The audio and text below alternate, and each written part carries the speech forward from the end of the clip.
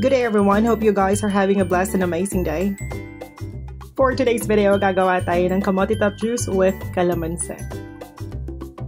Since Sunday ngayon at palengke day, napadaan ako dito sa palengke namin at nakakita ako ng talbos ng kamote.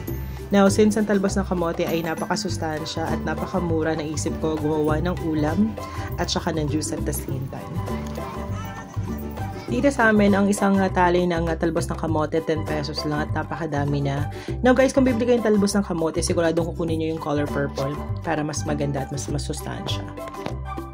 So, bago natin siya lutuin, dapat linis na linis yan. So, ginagawa ko, binabanlawan ko siyang maigi bago ko siya ibabad sa salt with water. Mga 5 to 10 minutes para sigurado tayo na malinis, and then babanlawan ko uli bago ko siya putol-putulin. Or, ayan, pwede na natin siyang i-drain. After natin i-drain, lagay natin siya uli sa batsa na may malinis na water and asin.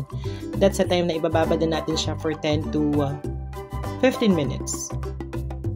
Naalala ko noon, gumagamit kami ng FIT nung bata pa ako. So, sa mga batang 80s, 90s dyan, kaway-kaway, kung naalala niyo yung FIT, F-I-T, pangbabad or panglinis ng vegetable tsaka ng fruits.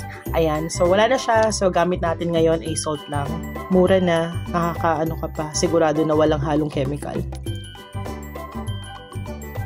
Ayan, so ganyan lang siya. Ayan, hinahalo ko rin siya sa ibang vegetables kasi gagawa rin ako ng stir-fry bok choy pang ulam na napakasarap. So ayan, nilalagyan ko rin sila ng asin, binababad ko rin. Pati rin sa mga fruits ko, ayan, papakita ko sa inyo. Since may grapes ako today, ayan, binababaran ko rin ng asin yan bago namin kainin para linis na linis.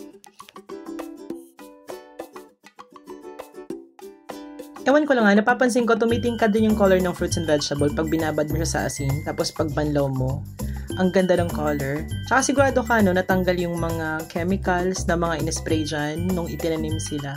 Kaya, sure ka na malinis. Nagpakulo na pala ako ng water dyan. So, nung kumukulo na yung water, nilagay ko na yung talbos ng kamote.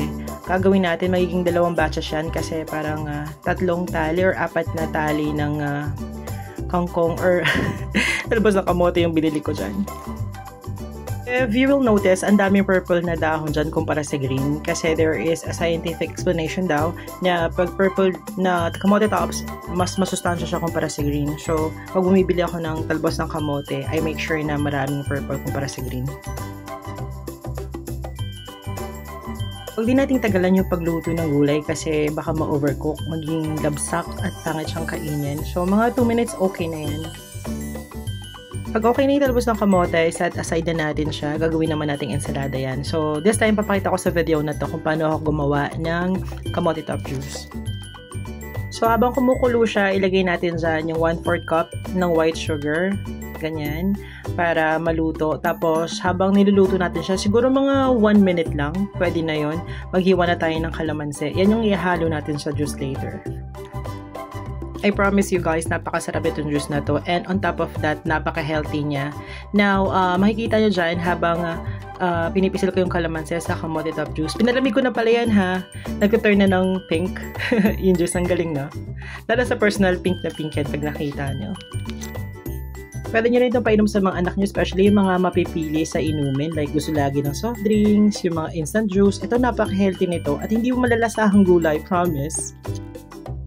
Bago ko pala makalimutan, share ko na rin sa inyo na marami palang health benefits ang kamote tops like vitamin K, healing, anti-cancer, anti-inflammatory, anti-diabetes. O diba, magkano lang naman yung ganyan. Tapos, ang dami ka pa makukuhang vitamins. Or vitamins. Wow. Since may sugar na pala yan, so gagawin natin after natin pisilin lahat ng kalamansi na hiniwa natin kanina, ita-transfer na lang natin siya sa pitcher ng maraming yellow. Napakasarap yan, promise, especially na malapit ng summer. After yan, transfer na lang natin sa pitcher na maraming yellow. And sana may natutunan kayo sa video ko. Hope you guys like it. And please don't forget to like, share, and subscribe. Also, hit the notification bell para lagi kayong updated sa mga latest videos ko. Thank you again, and you guys have a great day. Bye!